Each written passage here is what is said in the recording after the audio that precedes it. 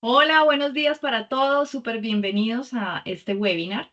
Este es un webinar en alianza con Aula Abogados y SmartUp. Yo soy cofundadora de SmartUp Group, consultora de neurociencia aplicada a la comunicación, a la negociación y al liderazgo. Y justamente hemos querido hacer esta alianza que para mí es como única en su especie, porque creemos que cuando uno es un negociador o uno es un líder, no solamente existen componentes técnicos de digamos, de lo que implica ser un buen negociador, sino también varios aspectos de habilidades estratégicas y entre ellas pues están las habilidades de comunicación asertiva, inteligencia emocional y la estrategia de negociación. Entonces, justamente hoy quiero abordar este tema de influencia de las emociones en la negociación, pero esto va a ser parte, digamos, el primer webinar de una serie de webinars que vamos a tener con cupos limitados, así que ya se los voy a mostrar para que reserven fecha y para que no se los vayan a perder. Pero primero quería saber, uno, si pueden usar el chat, escríbanme por ahí para saber que están pudiendo usar el chat porque me gusta interactuar con ustedes porque ni los veo. No sé, no sé si me están escuchando ni siquiera. Entonces, si pueden usar el chat, escríbanme si puedo, por favor, solamente para saber que vamos a poder interactuar por ahí. Sí, ahí están. Sí pueden, sí pueden, sí pueden. Excelente. ¿Y me escuchan bien? Te supongo que sí, porque si no, no habrían escrito.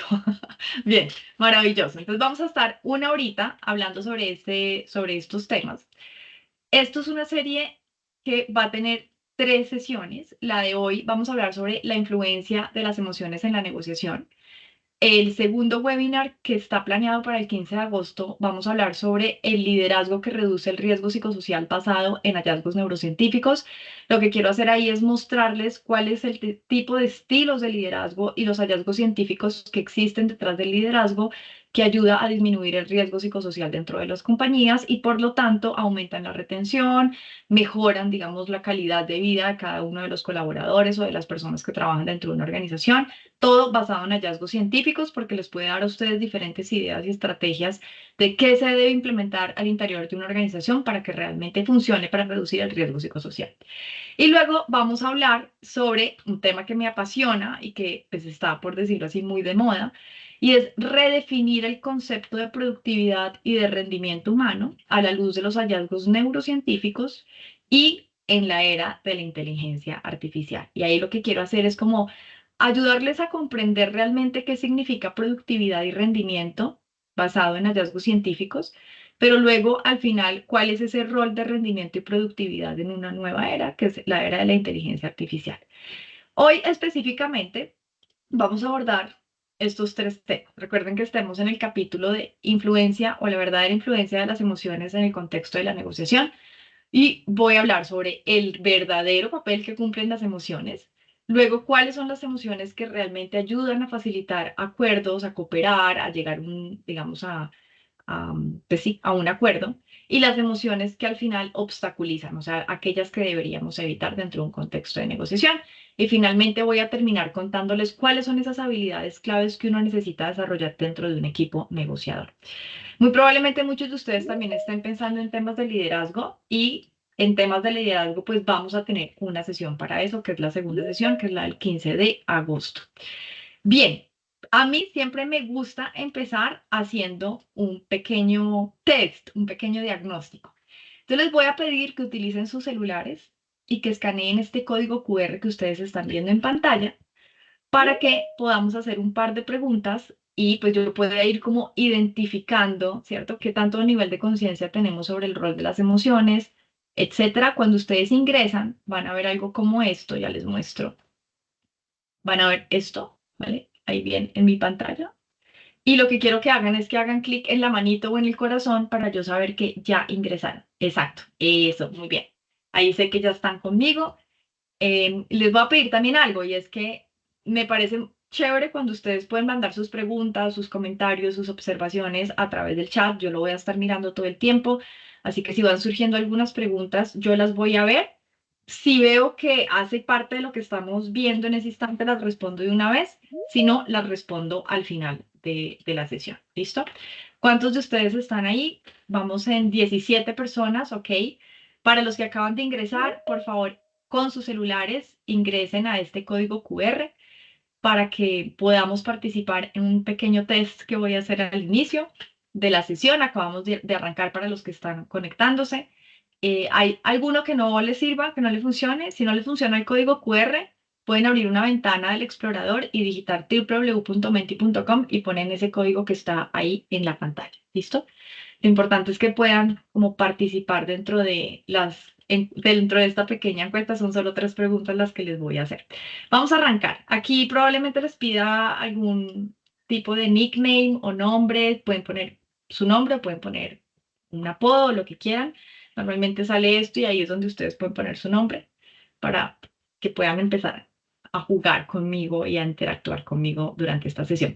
Miren que este tema de Menti también les permite por ahí enviar comentarios o alguna pregunta. Entonces yo también voy a estar acá pendiente si quieren mandar las preguntas o los comentarios por este lado. Bien, ¿cuántos hay? 22, pero tenemos 43 conectados. Entonces, pues se pueden ir sumando en la medida en que vamos avanzando. Este código que está aquí arriba va a aparecer todo el tiempo.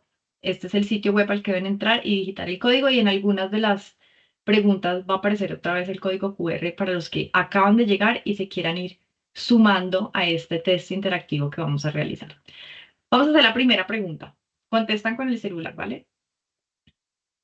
¿Cuánto crees que pesan las emociones en un proceso de negociación? Ahí como un tema perceptivo. 10%, 50%, 90% o 100%. ¿Cuánto creen que pesan las emociones en un proceso de negociación? Vamos a ver. ¿Qué opinan? ¿Qué creen?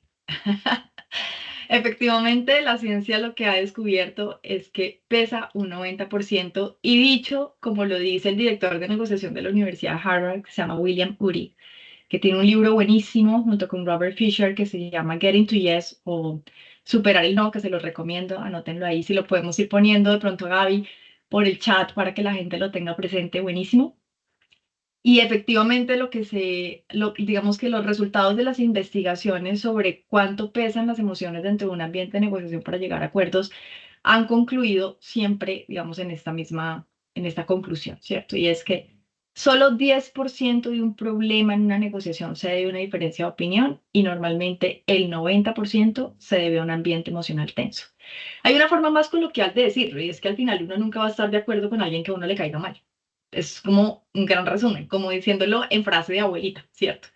Entonces, efectivamente, uno puede tener alternativas de solución gana-gana para ambos lados, pero si hay un ambiente emocional tenso, si yo no puedo confiar en el otro, si yo siento que el otro me desafía, o si yo incluso siento que hay algo detrás de y que no hay algo genuino y auténtico que me lleva a la cooperación, es muy probable que nunca vaya a haber un acuerdo. ¿Por qué? Pues porque se debe más bien a una atmósfera emocional tensa, y justo hoy les quiero contar cuál es esa influencia que ejercen las emociones. O sea, les voy a mostrar en términos científicos cuál es el rol de las emociones, pero quería empezar por acá, ¿vale? ¿Cuánto pesan las emociones en un acuerdo de negociación? 90%, sí, correcto. Por favor, escribir el nombre del libro por acá. Repito el nombre del libro para que nos ayuden a escribirlo ahí. Se llama Supere el No, en español, de William Ury, Ury con Y al final. En inglés se llama Getting to Yes. Súper recomendado ese libro, me parece que es pues, sensacional para aquellos que se enfrentan a dinámicas de negociación. Bien, vamos a la siguiente pregunta. No se me vayan de Menti. Además, porque en Menti pueden hacer, en cualquier diapositiva, pueden también mandar sus preguntas, pueden poner comentarios, etc. Vamos a la siguiente pregunta. Un poquito similar a la anterior, pero diferente. ¿Cuánto crees que pesa el lenguaje no verbal en la generación de emociones? Ya vimos que las emociones pesan el 90% en un ambiente de negociación. Pero ahora quiero preguntarles cuánto creen que pesa el lenguaje no verbal para generar emociones en los demás. ¿Cuánto creen que pesa el lenguaje no verbal? Bien, 93%. El 55% casi le pega. Entonces les voy a mostrar cuáles son los resultados científicos sobre esta investigación. Cuando hablamos de comunicación y en un ambiente de negociación, pues obvio tenemos que hablar de comunicación, porque la comunicación es lo que permite o atraviesa los ambientes de negociación. En un ambiente de negociación, la comunicación al final se compone de 3 elementos. Y no solamente en la negociación, al final cuando nos comunicamos siempre van a estar estos 3 elementos presentes. El mensaje, ¿qué es lo que decimos? Esto es la información misma. En un contexto de negociación serían las propuestas de solución, por ejemplo, o las normas de negociación que vamos a poner sobre la mesa. En un ambiente de liderazgo, pues sería lo que el líder dice específicamente con sus palabras. Pero luego tenemos otros dos componentes súper importantes, que es todo lo que el otro puede ver de mí, que pesa el 55%, o sea, todo lo que yo les transmito a través de lo que ustedes pueden ver, a través del sentido de la vista, es decir, mi rostro, mis manos, la forma en que estoy vestida, la presentación misma, en una videollamada, el fondo que utilizo, la iluminación, todo eso está generando un 55% de las emociones que ustedes están sintiendo en este instante, ¿vale? Y la voz pesa el 38% del impacto emocional que esto tiene en los demás, ¿vale?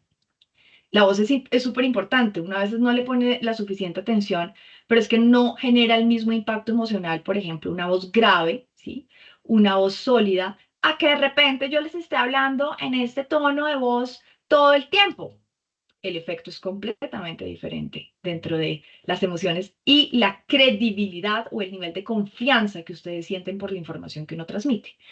Probablemente varios de ustedes están diciendo, pero ¿cómo así esos porcentajes? O sea que el mensaje no importa. O sea, no importa lo que uno dice. No.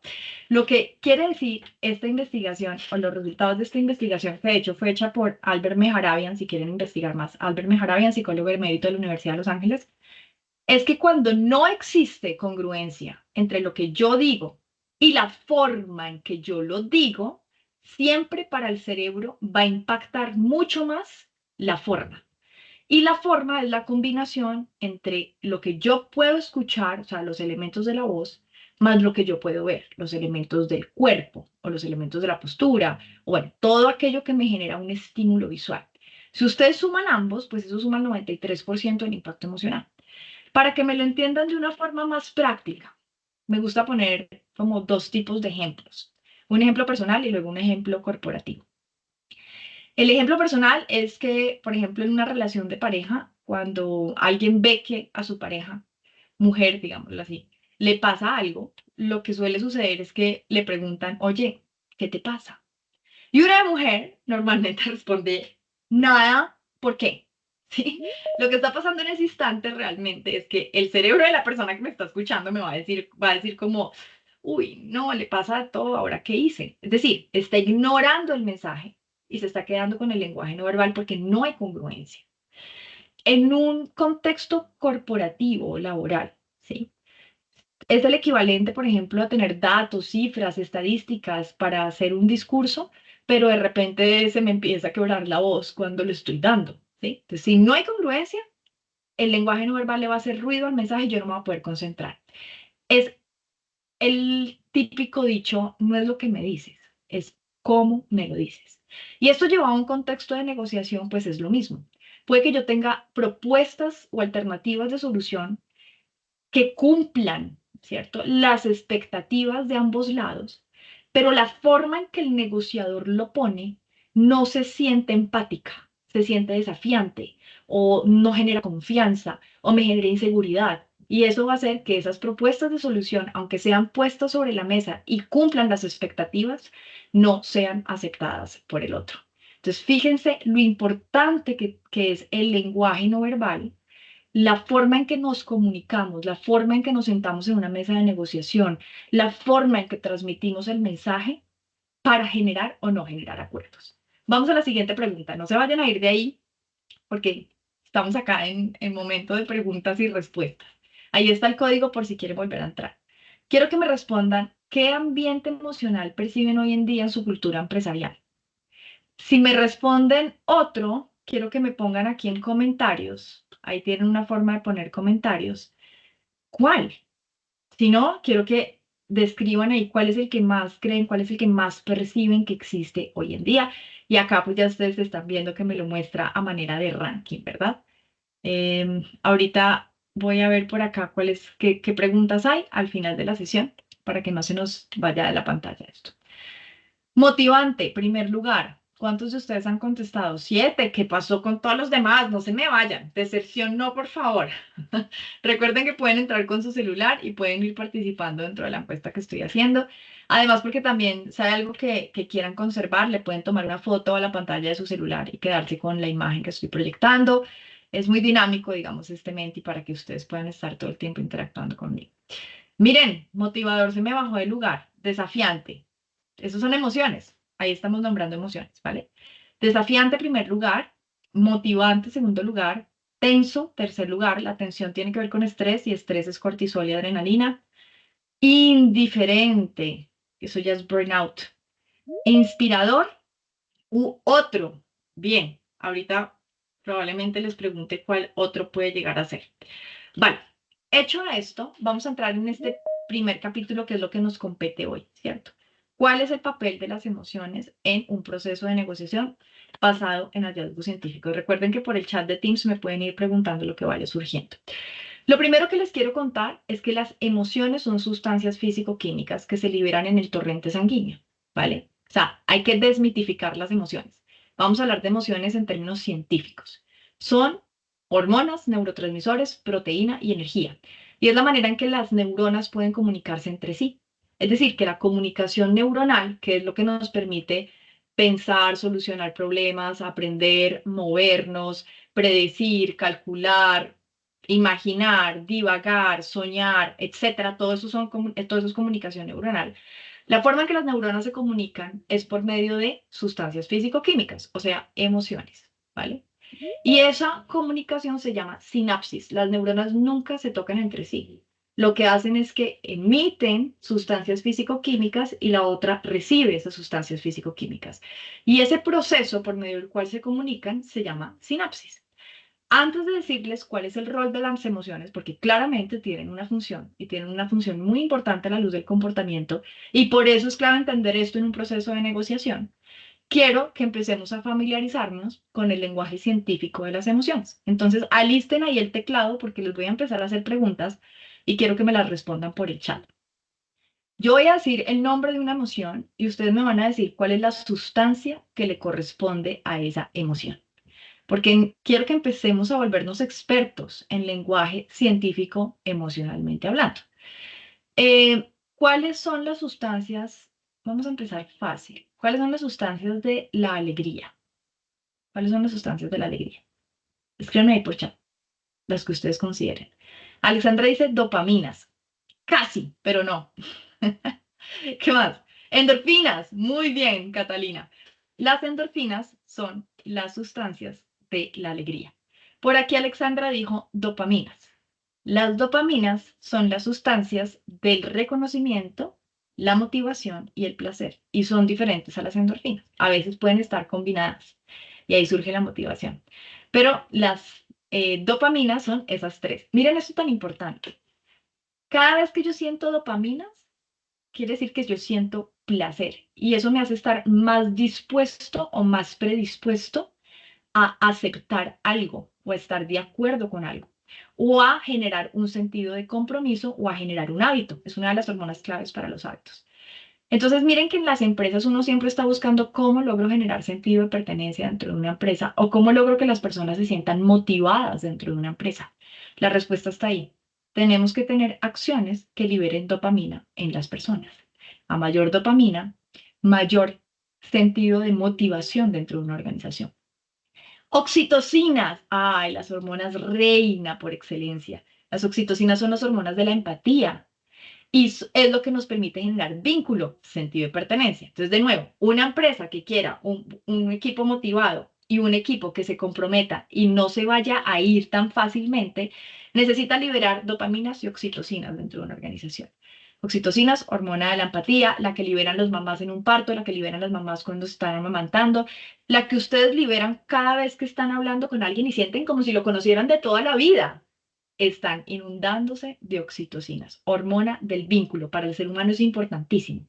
Y de hecho, científicamente se ha comprobado que es una de las sustancias antidepresivas por excelencia. A mayor oxitocinas, menos probabilidad de depresión. A mayor depresión, niveles bajos de oxitocina. Entonces hay que generarlas. Por eso en los procesos de luto, por ejemplo, cuando una persona pierde un ser querido, Una de las recomendaciones que dan los terapeutas es no se quede solo. Usted necesita oxitocinas para evitar la depresión.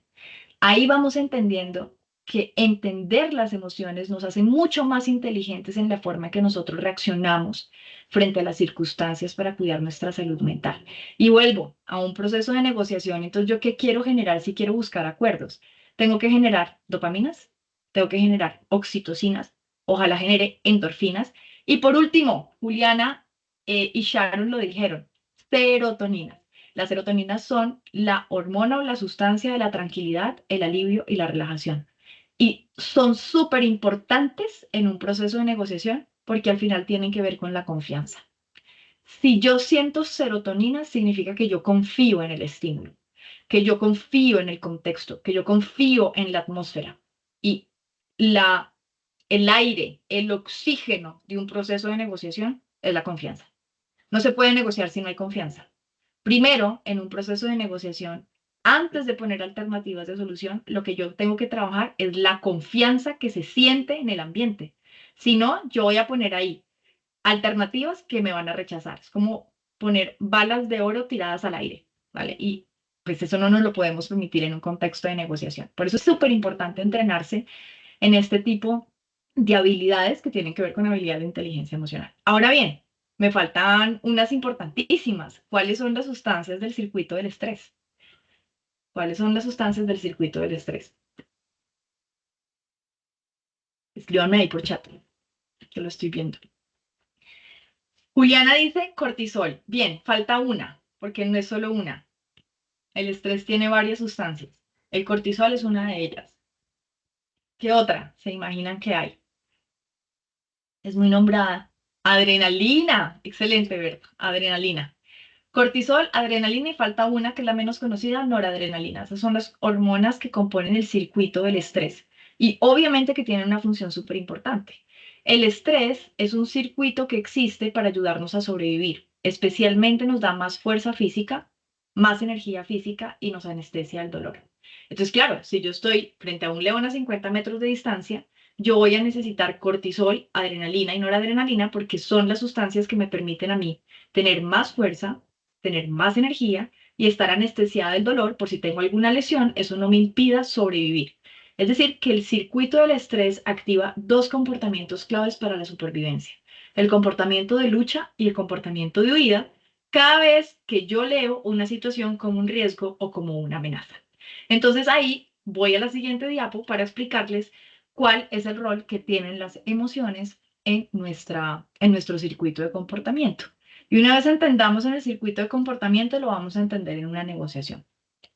La primera función de las emociones no es la única, pero la primera función de las emociones es ayudarnos a sobrevivir.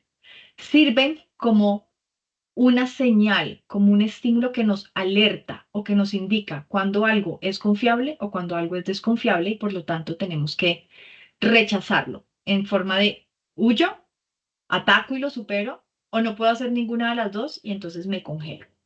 Entonces, el circuito funciona de la siguiente manera. Las emociones que ustedes están viendo acá están en la mitad, ¿cierto? Pero hay algo que las causa y luego hay algo que ellas disparan. Y esto es súper importante. Esto se llama entendimiento del comportamiento humano o análisis y predicción del comportamiento, una de las habilidades claves que un negociador debe tener para saber cuál es la reacción más asertiva que debería tomar en caso tal de que lea o vea alguna de estas emociones dentro de un proceso de negociación. Entonces funciona de la siguiente manera. Las emociones, que ya saben que son sustancias físico-químicas, pueden ser positivas o pueden ser negativas. Cuando hablamos de positivas o negativas, no hablamos de buenas o malas, porque las emociones todas tienen una función. O sea, el miedo existe para alertarnos del peligro. Entonces, no queremos quitar el miedo de la ecuación, ¿vale? O sea, que todas tienen una función. Se llaman positivas o negativas simplemente porque las positivas se sienten de forma súper cómoda, nos gusta sentirlas, nos generan placer y por eso nos llevan a comportamientos intuitivos de acercamiento. Y las negativas se llaman negativas porque se sienten de manera incómoda, pues porque su función es generarnos una alerta, así como el dolor. El dolor nos indica que hay algo que le tenemos que poner atención. Lo mismo pasa con las emociones. Hay emociones que nos duelen, ¿verdad? O sea, a veces uno prefiere el dolor físico al dolor emocional. pero existen justamente para decirnos que hay algo que nuestro cerebro está leyendo como una amenaza. ¿De qué depende que se active una o se active la otra? Depende de la percepción. La percepción significa la forma en que yo pienso, leo o interpreto una circunstancia. La percepción es subjetiva, ¿vale? Para lo que para mí puede generar miedo, para Sharon puede generar motivación. ¿Listo? Eso es súper importante. Ejemplo, si vamos dos personas en un paseo y el carro se nos vara, una de ellas puede decir, bueno, todo hace parte del paseo, qué delicia, miremos a ver qué hay que hacer, qué se puede hacer acá, ¿sí? O sea que generó emociones positivas de entusiasmo, de expectativa. Y eso la lleva a un comportamiento de acercamiento. Pero para otros puede ser una experiencia súper negativa. Para el otro puede decir que es gracia tan infinita porque a mí siempre me pasa esto, se le prende el circuito del estrés y ya se le arruinó el paseo. ¿Sí? No quiere hacer nada más, quiere irse a su casa, ¿vale? Entonces miren cómo las percepciones, es decir, la forma en que yo interpreto, leo una circunstancia, son subjetivas. ¿Y de qué dependen? Dependen de tres factores. El primer factor es genético y heredado del temperamento. Hay temperamentos naturalmente optimistas y temperamentos naturalmente pesimistas. Existen cuatro tipos de temperamento, dos de ellos son extrovertidos, que son los naturalmente optimistas, dos de ellos son introvertidos, que son naturalmente pesimistas. No hay temperamentos buenos o malos, simplemente es algo genético, y todos los temperamentos tienen fortalezas y tienen debilidades, ¿vale? Entonces, lo primero es que depende del temperamento. Lo segundo, del sistema de creencias. ¿Ya se vieron intensamente dos? Escríbanme ahí, ¿se vieron intensamente dos? Los que no se hayan visto intensamente dos, vayan y véansela. Es, les dejo eso de tarea. Y si tienen hijos, pues vayan con sus hijos porque es fantástico. Ayuda a entender un poquito cómo funciona el tema del sistema de creencias. Si la vieron por ahí, genial. Sandra, Ana María, Gabriela, súper. Sistema de creencias. Entonces, el sistema de creencias es lo que yo aprendo normalmente en todo mi recorrido. Por lo general, el sistema de creencias más fuerte se forma en la niñez y en la juventud. Y pues claramente el sistema de creencias depende de lo que me dicen. Y la primera fuente de creencia viene de los papás, de lo que me dicen, pero de lo que veo, ¿no? Si hay creencias en conflicto, o sea, una cosa es lo que me dicen y otra cosa es lo que yo veo, siempre va a ser más fuerte lo que yo veo. Y eso forma un sistema de creencias. En ese sistema de creencias van a venir creencias muy funcionales, o sea, que nos sirven, que nos ayudan. Por ejemplo, de chiquitos nos enseñan el valor o la disciplina o los hábitos de cumplir así no queramos, ¿sí? Entonces, cuando uno se levanta para ir al colegio y hoy no quiere ir al colegio, ¿cierto? Y mamá, hoy no quiero ir, pues los papás le dicen, no, pues es que esto no es si quieres o no quieres. Vas porque tienes que ir, es un compromiso, ¿cierto? Entonces hay uno que genera un sistema de creencias sobre el compromiso que hace que cuando uno sea grande, pues así no quiere ir a trabajar, va y trabaja, ¿vale? Pero también vienen sistemas de creencias muy disfuncionales, muy disfuncionales.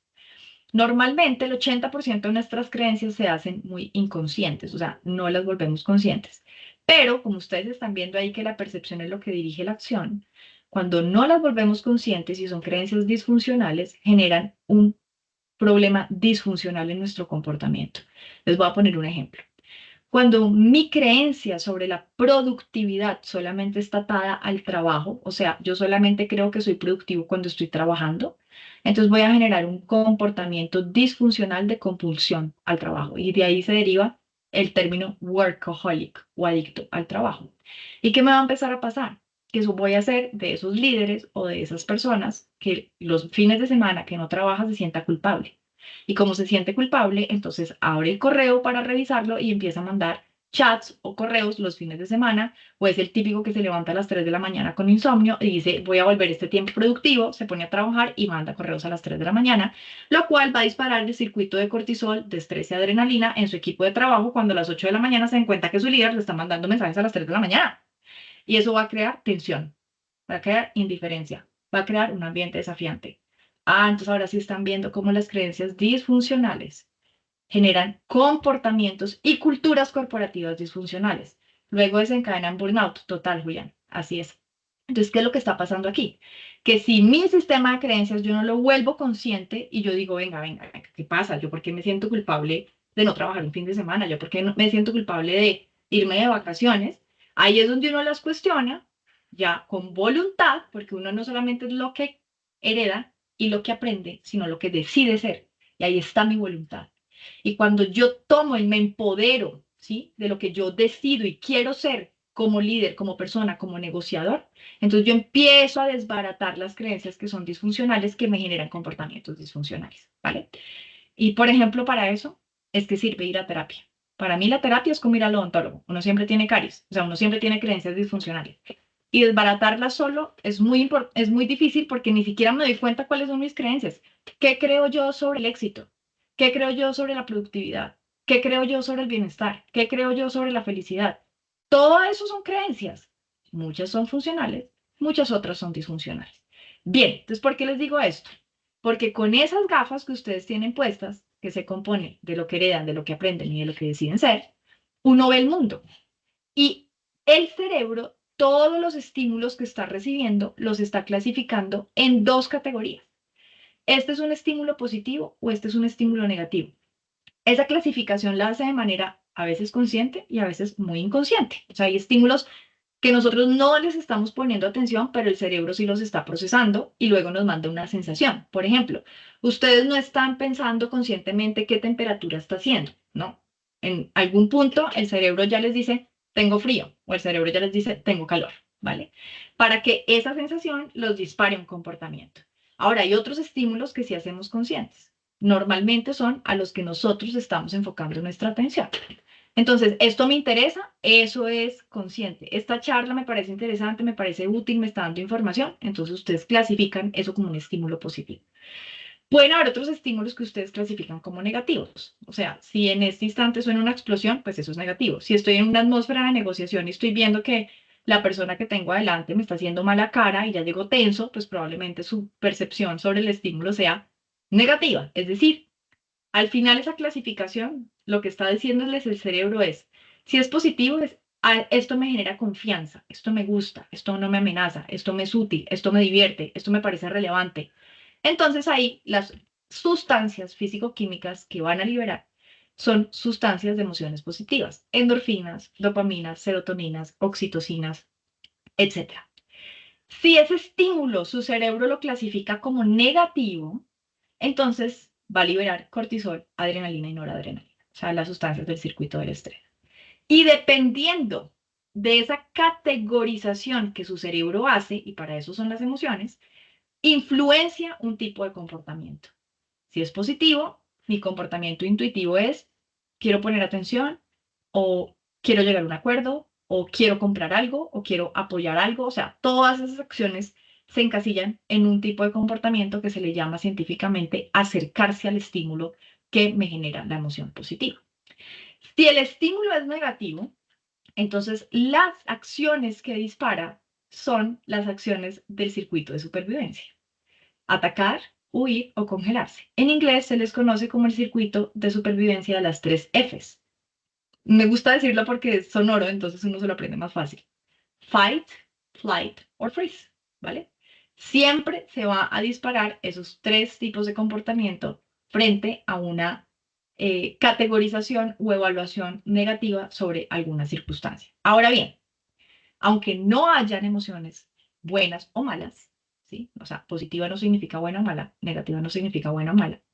Sí existen emociones que pueden ser disfuncionales, ¿vale? Y eso es súper clave que lo reconozcan, sobre todo en un contexto de negociación. Entonces, ¿qué significa disfuncionales o funcionales? Pues significa que yo pueda ser consciente de si la emoción que estoy sintiendo en ese instante me es útil o no me es útil. Ejemplo, les pregunto, para saber si siguen ahí o si sigo hablando sola.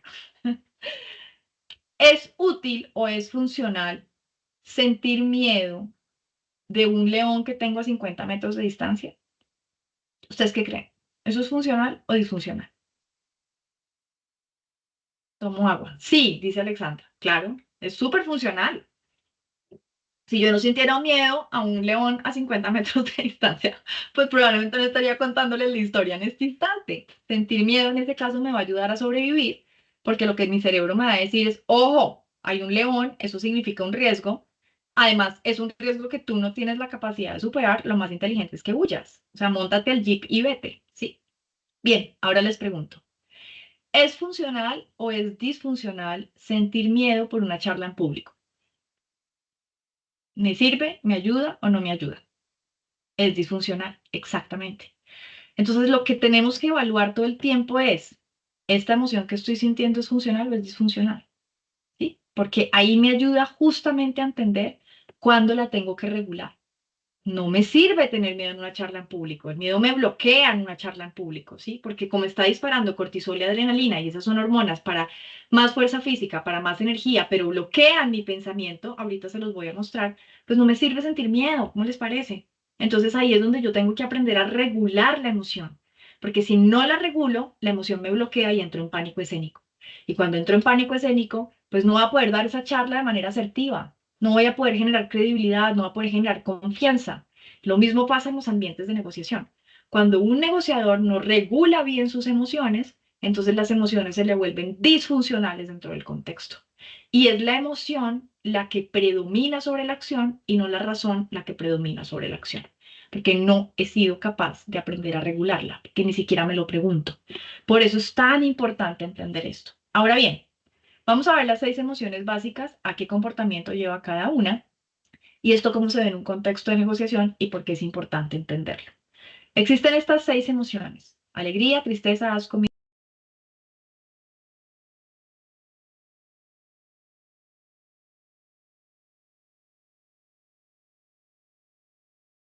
como los colores se combinan, generan colores secundarios.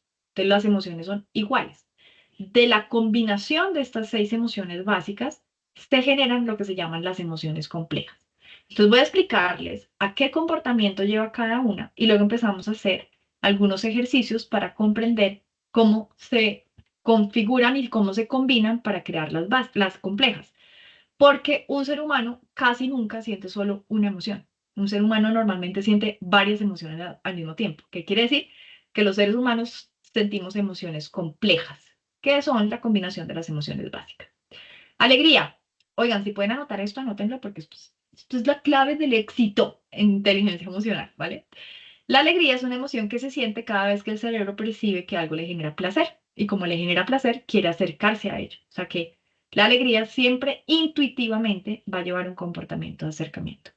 ¿Por qué les digo intuitivamente? Porque es lo que instintivamente el cuerpo quiere hacer. Pero eso no quiere decir que nos convenga. No todo lo que nos genera placer nos conviene. Y ahí es donde entra la importancia de la inteligencia emocional, que ahorita les voy a decir cómo funciona.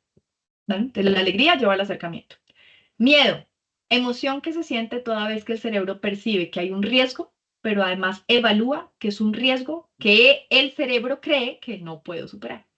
Entonces, en el león, y además creo que hizo una muy buena evaluación. En el león, el cerebro dice, ojo, acá hay una amenaza, pero esta es una amenaza que además yo no tengo la capacidad ni los recursos de superarlo.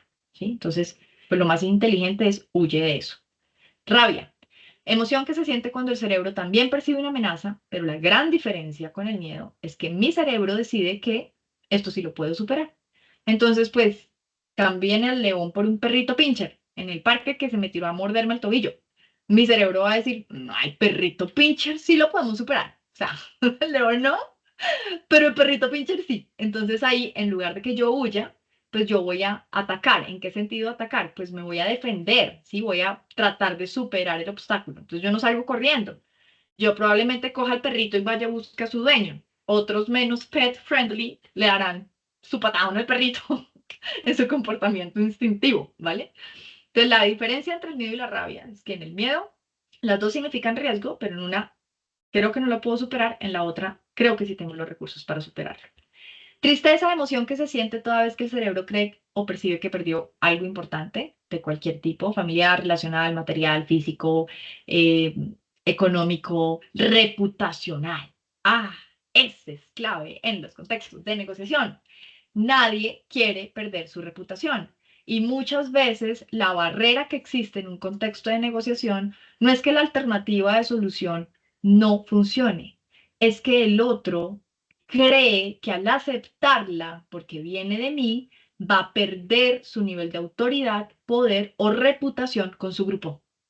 Entonces, si yo no me pillo eso, si yo no veo que esa es la motivación que está detrás, yo no voy a lograr llegar a un acuerdo. Cuando yo lo veo y cuando yo lo identifico y puedo ver la emoción y puedo entender la emoción, Entonces yo digo, entonces lo que tengo que ayudarle al otro es a salvar su apariencia. Tengo que ayudarle a sentir que la idea proviene de él, no de mí, para que él pueda salvar su apariencia delante de su grupo, porque eso es súper importante en un contexto de negociación. O sea, ahí ya empiezan a entender por qué el 90% de la negociación tiene que ver con temas emocionales.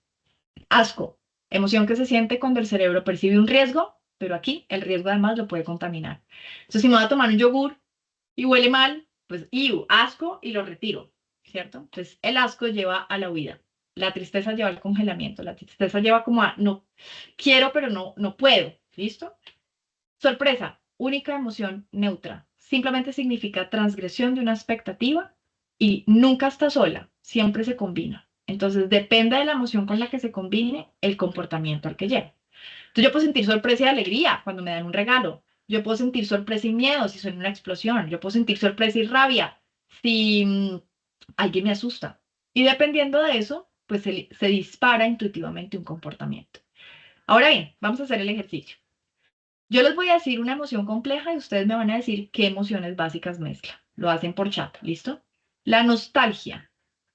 ¿Qué emociones básicas mezcla la nostalgia? ¿Qué creen?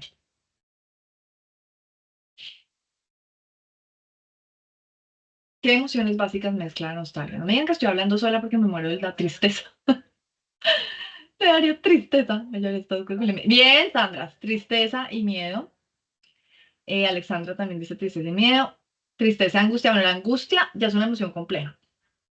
Siguen, ahorita se las explico. Tristeza y miedo. No. Bien, Nasli, alegría y tristeza. Excelente. Alegría y tristeza son las emociones que se combinan en la nostalgia. Alegría, estoy recordando un recuerdo que me gusta. Nostalgia, ya no lo tengo. Me da tristeza. Vamos a una muy importante dentro de la negociación. ¿Qué emociones básicas mezcla la frustración cuando yo me siento frustrado? ¿Qué emociones básicas? Les doy una pista, mezcla tres. Mezcla tres.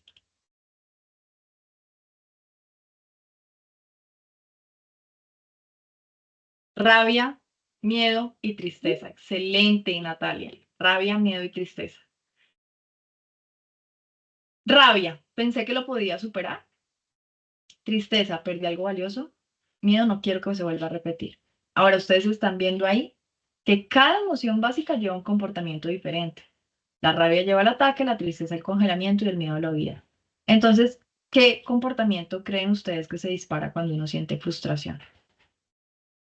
Si son tres emociones que llevan a comportamientos distintos. ¿Qué comportamiento creen que se dispara en la frustración? Escríbanme por chat. Huida, dicen por acá. Miedo, huida, congelamiento, dice Jonathan. Está raro, ¿no? Está como difícil de interpretar. Bien, la respuesta es depende. Porque aunque sienta tres emociones básicas al tiempo, uno nunca siente las tres en el mismo nivel de intensidad. Entonces, yo puedo estar frustrado, pero la emoción más intensa es la rabia, lo que sentía Michael Jordan cuando perdía un partido. Él se frustraba, pero su cerebro estaba seguro de que lo podía superar. Entonces, en su percepción, él decía, esto lo perdí, pero yo sé que lo puedo ganar. ¿Sí? Y como no quiero volver a perder, pero sé que lo puedo ganar, entonces la rabia dentro de su frustración lo lleva a un comportamiento de ataque, de superación. Entonces me voy a disciplinar más, voy a entrenar más, me voy a esforzar más y además voy a ser un ejemplo para el equipo. Y eso lo llevaba a superar un obstáculo. Pero también puede ser el miedo. Entonces voy a ponerles un ejemplo. Si ustedes tienen hijos y su hijo viene y les dice, mamá, odio la clase de matemáticas, la odio, me está diciendo que está frustrado, ¿cierto? Está frustrado porque probablemente no está entendiendo. Al otro día los llama el profesor y les dice, bueno, ¿cómo le parece que Juanito capó clase de matemáticas? ¿Qué comportamiento es ese? Vamos a hacer el ejercicio. Si él no asiste a la clase, si él se voló de la clase, como se dice en Colombia, capó clase, ¿qué comportamiento es ese? Escríbame por chat. Huida. Bien. ¿Qué hay detrás de la huida? ¿Cuál es la emoción que está detrás de huir? Miedo. Excelente. ¿Y qué significa el miedo para el cerebro? ¿Qué significa el miedo para el cerebro? A ver quién anotó por ahí qué significaba el miedo para el cerebro. Esto es clave que lo comprendamos. Ya van a ver por qué. Riesgo que creo que no puedo superar. Gracias, John. Si es un riesgo que creo que no puedo superar, entonces yo como papá tengo más información y al tener más información puedo ser mucho más inteligente en la reacción. Entonces yo no le voy a castigar simplemente porque no fue a la clase de matemáticas porque le sumo otra capa de frustración. Yo lo que tengo que ayudarle a Juanito es ayudarle a que su cerebro considere que sí es capaz, porque si no, eso se le vuelve una creencia limitante. Entonces, ¿qué hago como papá? Pues bueno, ahí tendré varias alternativas. Le pongo un profesor con un método diferente hasta que Juanito diga, papá, ya sé qué era lo que pasaba, era que ese profesor no me sabía explicar. Listo, se le desbloqueó. Ya ahora, si se frustra, no va a sentir miedo, va a sentir rabia y la rabia lo va a ayudar a superar ese obstáculo. Ok, esto porque es importante, porque las emociones afectan el cerebro y afectan la forma en que nosotros nos comportamos dentro de un contexto. Entonces hay como 4 lugares claves que yo quiero que comprendan. En primer lugar, la amígdala. Es este lugar de acá. Ustedes están viendo que parece una amígdala, por eso se llama amígdala en el cerebro. La amígdala es la central de alerta. Cada vez que mi cerebro perciba un riesgo, va a prender la amígdala. O sea que la amígdala se prende ante el miedo y ante la rabia, o sea, ante el cortisol y la adrenalina, ¿vale? El segundo lugar es la corteza prefrontal. La corteza prefrontal es lo que nos permite pensar en el futuro y al pensar en el futuro nos permite hacer cálculos, predecir, analizar, pensar en soluciones, ser creativos, tener atención al detalle, que en la negociación pues es lo que más quiero tener encendido. ¿Listo? La corteza, bueno, vamos al hipocampo. El hipocampo es el lugar que me permite retener información de corto plazo y la corteza cingulada anterior, que es esta zona acá. Si yo muevo el cursor, ¿ustedes lo ven? Creo que sí, ¿no? Ahí estoy moviéndolo, me avisan si ven cuando lo muevo. Sí, Listo. sí lo Thank veo. you. Esta parte de acá, que es la corteza cingulada anterior, es lo que conecta el cerebro basal con el cerebro frontal. En el cerebro basal es donde procesamos emociones, o sea, está el cerebro, el sistema límbico. Y el cerebro frontal, como lo acabo de explicar, donde se ubica la corteza prefrontal, es lo que nos permite hacer raciocinios, o sea, predecir, calcular, pensar, ¿será que esta reacción es la que más me conviene? O sea, que la corteza prefrontal es lo que nos permite regular emociones. Porque cada vez que yo siento rabia, cuando en un contexto de negociación, cuando alguien me dice, bueno, pero es que entonces si no negociamos, yo me voy a una huelga, eso me hace sentir rabia, pues yo quiero reaccionar rápidamente y decirle, pues haga lo que quiera, ¿sí? Pero mi corteza prefrontal interviene y me dice, espere, espere, que si usted dice eso, no nos conviene que se vayan a huelga. ¿Cierto? ¿Qué otra acción es más inteligente para que logremos disminuir la resistencia emocional que está sintiendo el otro y quiera seguir negociando conmigo y no tenga tanto afán? O sea, que la corteza prefrontal es lo que me permite regular. Pero miren esto, la corteza cingulada anterior es justamente lo que conecta mi razón con mi emoción. Y al conectarla, entre mejor exista esa conexión, mucha más inteligencia emocional tengo porque más puedo racionalizar las emociones y puedo predecir si la acción que quiero tomar me ayuda o no me ayuda y transformarla. Ah, divino, ¿no? Pero ¿qué pasa? Que cuando yo vivo muy estresado, cuando yo tengo hábitos que me generan estrés crónico y burnout, o cuando tengo hábitos demasiado, que me liberan demasiada dopamina, muchas redes sociales, muchos videojuegos, mucho azúcar, mucho alcohol, sustancias psicoactivas, etcétera, la corteza cingulada anterior se debilita. Y cuando se debilita, me vuelvo más impulsivo. Y al volverme más impulsivo, pues tengo menos inteligencia emocional. Reacciono muy rápido. Soy la persona que la sacan de control rápidamente. Que sus emociones están totalmente en picos. Entonces soy el líder que grita, el que en una negociación pues se sale de los chiros, lo descontrola. Es muy impulsivo, ¿vale? Y eso no es bueno en un contexto de negociación. ¿Qué quiere decir? Que yo como negociador necesito fortalecer la corteza cingulada anterior con una serie de hábitos que me ayuden a construir inteligencia emocional, porque yo voy a necesitar todas mis capacidades de regulación emocional activas dentro de un contexto de negociación. Porque cuando yo no regulo bien el estrés que enciende la amígdala para activar el comportamiento de lucha o huida, apaga la corteza prefrontal, la inhibe. Cada vez que yo esté en un pico intenso de ansiedad, de estrés o de cortisol, o sea, rabia, miedo y ansiedad, mi corteza prefrontal se bloquea. Esa es la razón por la cual uno le da pánico escénico y se le olvida todo, porque está bloqueada la corteza prefrontal. Y el hipocampo también se bloquea. O sea, tengo menos capacidad de retener información. tengo menos capacidad de aprender. Y el problema es que si yo vivo en picos intensos o en picos de estrés crónico y burnout, las neuronas del hipocampo y de la corteza prefrontal se empiezan a morir y la materia gris se reduce, científicamente comprobado. Lo bueno es que eso se puede regenerar, pero se necesitan buenos hábitos para que las emociones que más fluyan, sean la oxitocina, la dopamina, las serotoninas, etcétera, y mi corteza prefrontal pueda estar encendida, mi hipocampo también, y la amígdala la dejemos tranquila.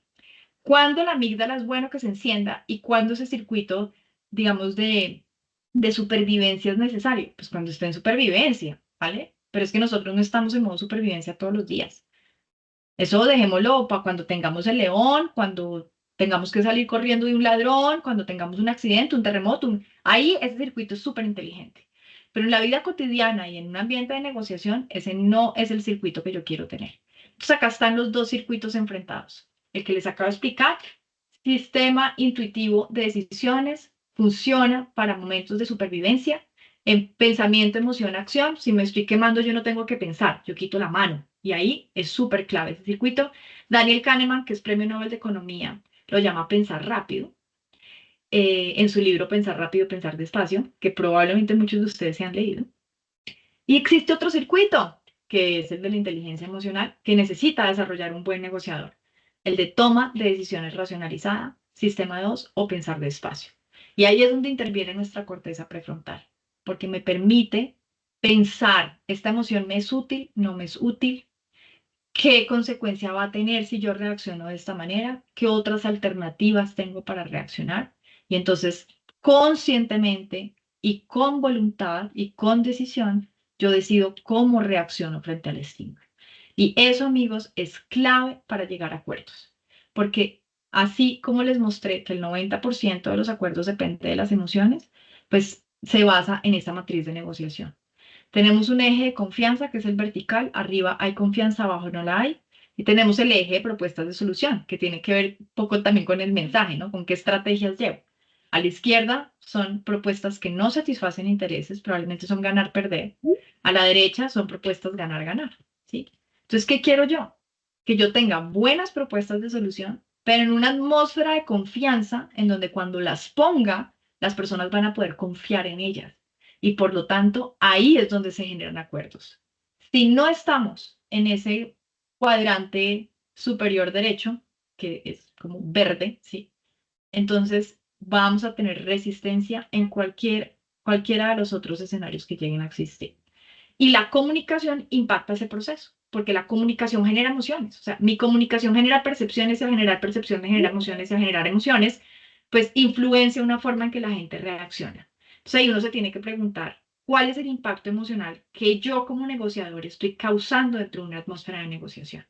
Porque dependiendo de eso es que yo voy a ver los resultados que voy a obtener. Y con esto cierro. Uy, pensé que no me iba a alcanzar el tiempo. Justo a tiempo para contarles cuáles son esas habilidades claves que las personas que se enfrentan a contextos de negociación deben desarrollar para volverse buenos negociadores dentro de la mesa. Primero, pues entender muy bien cómo funciona el comportamiento de los seres humanos a partir de estos hallazgos que yo les estoy mostrando. Segundo, hay que desarrollar estrategias de regulación emocional dentro de los equipos. Hay que enseñarle a la gente a cómo regula esas emociones, qué hábitos, qué técnicas, qué prácticas me ayudan a reducir el nivel de cortisol y adrenalina cuando estoy en una emoción, en un pico intenso. ¿Listo? Estrategias de negociación. Bien, aparte de las estrategias de regulación, existen las estrategias correctas de en qué momento aplico cada técnica. Es decir, cuándo tengo que replantear, cuándo tengo que escuchar, cuándo tengo que hablar, cuándo tengo que educar, cuándo es el momento correcto de poner una estrategia de solución, cuándo tengo que parafrasear en lugar de estar en mi punto e insistir en el punto. Eso se llama la estrategia de penetración, que se basa en la estrategia que utiliza la Universidad de Harvard en su centro de negociación. Técnicas de lenguaje no verbal, les acabo de decir que genera el 93% de las emociones, es lo que menos controlamos, pero es muy importante que lo aprendamos a controlar. Lectura de microexpresiones faciales, ese ya es como un nivel muy pro, en donde yo me entreno para identificar cuáles son las emociones genuinas en el rostro de la gente que duran milésimas de segundo, pues porque claramente todos enmascaramos emociones, pero cuando uno se entrena en microexpresiones faciales, pues puede ver la emoción genuina detrás. Y si la puede ver, la puede comprender, entiende que la causa y entonces entiende cómo la puede disminuir o regular. Y finalmente, cuando uno va a estar en una mesa de negociación, hay que hacer clínica. La clínica es la clave del éxito, porque todo esto que uno empieza a entrenar lo tiene que practicar en contextos controlados para poderlo interiorizar y materializar. Con eso cierro. Quiero saber si hay preguntas. Creo que por acá tenía una pregunta en pantalla. Ah, no, este no era una pregunta. ¿Así cuánto crees que pesan las emociones? Ah, vale. Bien, no sé si hay preguntas que quieran hacerme a través del chat mientras finalizamos la sesión. Y si no, pues les agradezco haber prestado atención. Por ahí están preguntando si se puede compartir la grabación. Creo que sí. Y obviamente, pues que ustedes puedan aterrizar esto, masticarlo, volverlo útil y que si tienen contextos de negociación, pues piensen en poder desarrollar estas habilidades que son claves. Creo que Luisa tenía la mano levantada. Si podemos habilitar los micrófonos, Gaby, para las personas que tienen preguntas, sería genial. Si tienen pregunta, pueden levantar la mano y les habilitamos el micrófono. Gracias por los aplausitos, que por ahí los estaba viendo. Bien, creo que no tenemos preguntas. Bueno, entonces les agradezco haberse conectado el día de hoy. Espero poderlos ver en los siguientes webinars. Recuerden que el siguiente es el 15 de agosto. Vamos a hablar sobre liderazgo científicamente comprobado para reducir niveles de riesgo psicosocial.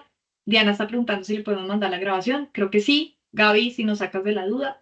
Y bueno, espero verlos en la sesión del 15 de agosto y que me acompañen para que sigamos ahondando más en estos temas. Un abrazo para todos y muchas gracias por haberse conectado.